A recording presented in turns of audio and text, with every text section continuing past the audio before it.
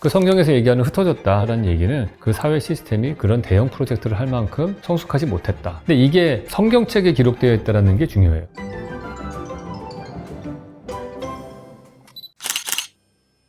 안녕하세요, 왓슨 여러분. 이번 시간에는 성경에서 나오는 건축 이야기를 좀 나눠볼까 합니다. 새로운 시리즈를 만들자는 제안이 있어가지고요. 첫 번째로 말씀드리고 싶은 거는 바벨탑입니다. 바벨탑은 저한테는 되게 여러 가지 재미난 상상을 자극하게 합니다.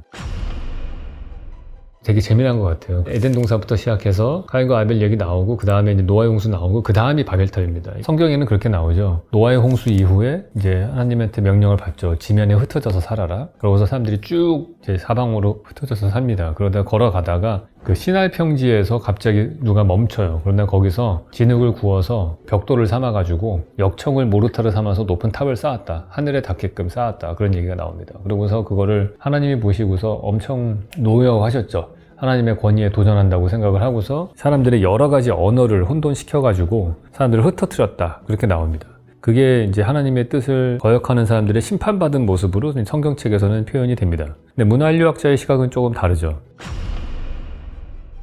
문화인류학자들은 보통 이 바벨탑이 지구라트 신전일 것이다 얘기를 합니다. 지구라트 신전은 저희 유튜브에서 여러 번 나왔던 건데, 벽돌을 실제로 진흙 벽돌을 구워서 높은 탑을 쌓았죠. 높이가 한 50m 정도 됩니다. 요즘으로 치면은 12층짜리 건물 정도밖에 안 되는 거예요. 근데 상상을 해보시면은 그런 시날 평지 아주 평평한 곳에 13층 50m 정도 높이만 되더라도 산처럼 보였을 거라고요. 특히 누가 그렇게 느꼈을 것이냐? 맨날 평지만 다니던 유목민족들인 이스라엘 민족들이 그렇게 느꼈겠죠. 그럼 고층 건물을 한 번도 본 적이 없을 테니까. 근데 이 사람들의 항상 생각했던 성스러운 공간은 어디냐면 시내산이에요. 그거보다 더 원조주 가게 되면은 지구라트 신전 있고 나서 500년 정도 지난 다음에 이제 피라미드라는 무덤이 있죠. 그런 거는 강력한 중앙 집권의 권력자만이 지을 수 있는 건물인 거죠. 5,000명 정도의 그 도시 구조가 있을 때 만들 수 있는 건물이거든요. 100명씩 다니는 시족 사회로 움직이던 이스라엘 민족에게는 그런 건물을 지을 수가 없었던 거예요. 그러니까 이 문화인류학자들은 바벨탑 이야기가 지구라트 신전일 거라고 하면서 유사성을 얘기를 합니다. 둘 다 진흙을 구워서 벽돌을 만들어서 쌓은 탑이고, 둘 다 역청을 써서 높게 세웠다는 얘기가 나와요.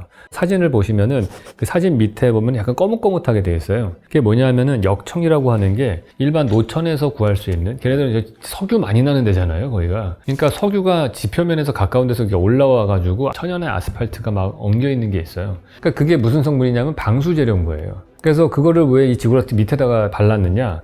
지구라트 신전은 얘네들은 채석장이 없잖아요. 그러니까 진흙으로 그 지구라트를 지었는데, 진흙이라고 하는 재료는 단단한 벽돌이긴 하지만은 뭐에 취약하냐 하면 물에 취약하죠. 지구라트가 지어진 지역, 메소포타미아 지역은 일단 비가 적게 내리는 곳이니까 비가 내리는 거로는 별로 걱정을 안 해요. 근데 문제는 관계수로가 있는 그 지역 근처에 산다는 얘기는 강이 범람을 할 때 침수의 위험이 있는 지역이란 뜻이에요. 그러니까 물에 잠기면은 진흙이 깨질 거 아닙니까? 진흙벽돌이. 그래서 거기를만 이제 방수 재료인 역청을 바른 거예요. 그래서 바벨탑에서도 역청을 모르타르 삼아서 높은 탑을 쌓았다고 나오고, 지구라트 신전도 역청을 써서 그렇게 방수를 했습니다. 그래서 높은 탑을 쌓았어요. 흥미로운 게 또 하나 있습니다. 그 엔딩 스토리가 하나님이 여러 가지 언어를 혼돈시켜줘가지고 흐트러뜨렸다고 얘기를 하잖아요. 한번 상상을 해보세요. 그 당시에는 많은 사람들이 수렵채집과 유목을 통해서 떠돌아다니면서 살던 사람들이었어요. 그 얘기는 뭐냐? 지구라트 신전을 지으려면 여러 가지 지역에 있는 사람들이 모였을 거 아닙니까? 그 당시에 쓰던 언어가 아람어, 아카드어, 수메르어 이렇게 한 3가지 정도를 썼다고 해요. 근데 공식 언어가 없었던 거예요. 당시를 생각해 보시면 설계도라는 게 없어요. 왜냐하면 종이도 없던 시절이니까 대부분의 업무의 지시 같은 게 말과 이런 거를 통해서 이루어졌을 텐데, 언어가 혼돈되니까 대형 프로젝트를 운영시킬 만한 사회적인 시스템이 갖춰지지 않았다, 이렇게 볼 수 있어요. 흥미로운 거는 최근에 중동의 그 부르즈 칼리파 같은 높은 건물이 들어섰어요. 설계를 한 사람은 미국의 SOM이라는 설계사무소가 설계를 했고, 그 시공 소장들은 삼성물산에 우리 한국 사람들이 가서 하고, 실제 노동자들은 파키스탄이나 중국 사람들이 와가지고 이걸 지었단 말이에요. 그러니까 완전히 가면은 인터내셔널한 거죠. 영어와 한국어와 파키스탄어 이런 사람들이 막 모여가지고 그 건물을 만든 거예요. 근데 그게 지어진 거는 우리는 지금은 사회적인 시스템, 경제 시스템이 그런 고층 건물을 지을 수 있을 만한 시스템이 이제 갖춰진 상태니까 21세기에 바벨탑을 지을 수 있었다, 이렇게 볼 수 있죠. 분명히 혼란스러웠을 것 같아요. 최초에 그런 고층 건물을 지으려면은 많은 사람들이 와야 되는데, 그 건물을 지으려면 나는 다른 지역 사람들이 오니까 문화도 다르고 언어도 달라서 혼돈스러워서, 그 성경에서 얘기하는 흩어졌다, 언어가 혼란스러워서 흩어졌다라는 얘기는 그 사회 시스템이 그런 대형 프로젝트를 할 만큼 성숙하지 못했다, 근데 이게 성경책에 기록되어 있다는 게 중요해요. 성경책을 기록한 사람들은 이스라엘 민족이고 이스라엘 민족들은 도시민들을 싫어하는 사람들이에요. 이스라엘 민족은 유목민족이잖아요. 그래서 바벨탑을 지어서 높은 탑을 쌓고 높은 탑을 쌓으면 올라간 제사장들이 수천 명의 사람들이 쳐다보면서 권력을 가지게 되는 거죠. 그러니까 권력자를 만드는 공간 구조인 거예요. 그럼 그 공간 구조를 통해서 사회를 통치하는 시스템이 만들어진 건데 그거는 아브라함의 후손들이 이렇게 모여가지고 100명씩 이동하던 그런 시족 사회하고는 전혀 다른 사회 시스템인 거예요. 그러니까 이 사람들의 라이프, 도시민들의 라이프와 유목민족의 라이프는 사회의 규모도 다르고 서로 다른 스타일의 라이프 스타일을 생활하는 거죠.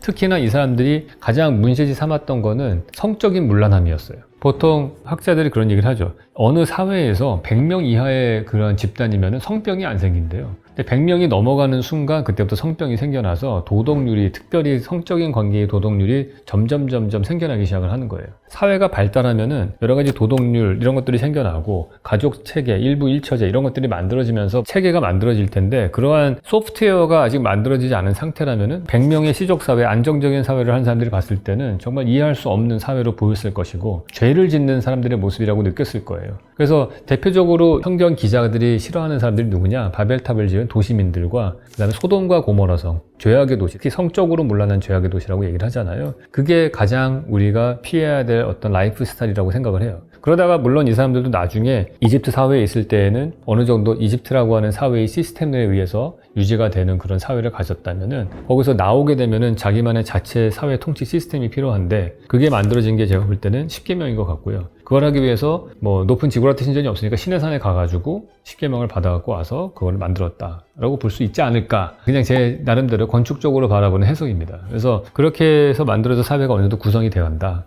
그래서 다시 바벨탑으로 들어가면은 바벨탑이라고 하는 거는 어떻게 보면 유목사회의 경제 시스템과 도시민들, 상공업이 발달한 그런 쪽의 사회 시스템 두 개의 다른 라이프 스타일을 가진 사람들이 갈등을 한 이야기를 비유적으로 혹은 실제로 이 사람들이 해석해서 만들어낸 그런 이야기가 바벨탑 이야기가 아닌가 생각을 합니다.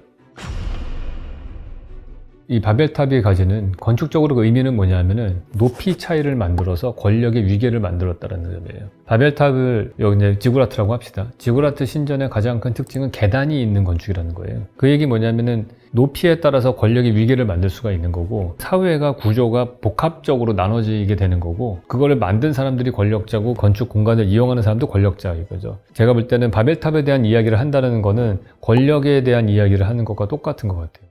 흥미로운 것 중에 하나가 뭐냐면 야곱의 사다리라고 있어요. 야곱이 이삭의 아들이죠. 야곱과 에서가 있어요. 형이 에서고 둘째 아들이 야곱인데 쌍둥이거든요. 이란속 쌍둥이. 장자권을 갖고서 싸우다가 거짓말을 해서 이렇게 막 뺏어가지고 얘가 뭐 형한테 죽을 것 같아서 도망가고 이 얘기가 나와요. 나중에 이제 다시 나오겠지만은 그래서 이 사람이 노숙을 하는 거죠. 외삼촌 집에 가기 전에. 그래서 거기서 잠을 자는데 꿈을 꿨는데 하늘이 열리고서 사다리가 놓여가지고 그 사다리를 천사들이 오르락 내리락 하는 걸 봤다. 이런 얘기를 한다고 해요. 그 얘기가 성경책에 나오는데 거기서 말하는 사다리가 번역이 잘못됐다라는 거예요. 그러니까 나는 그 얘기 들을 때 사다리가 이렇게 진짜 사다리인 줄 알았는데 실제로 히브리어인가요? 그걸로 보면은 그 사다리가 계단인 거예요. 그분 말씀은 이 지구라트 신전의 계단을 오르락 내리락 하는 사제들을 보았다라고 보는 게 더 정확할 것 같다라고 얘기를 하셨어요. 저는 그 말이 더 의미가 있는 것 같아요. 그러니까 이스라엘 민족들은 자기들이 유목민족은 하지만은 필요한 것들을 사고 팔 때는 어쨌든 도시에 가서 사고 팔았을 거 아니에요. 그 메소포타미아는 도시가 여러 개로 나눠져 있어요. 마치 그리스처럼. 근데 그 각 도시마다 섬기는 신들이 다 다르고 그 신들을 섬기는 신전들이 하나씩 지어져 있었거든요.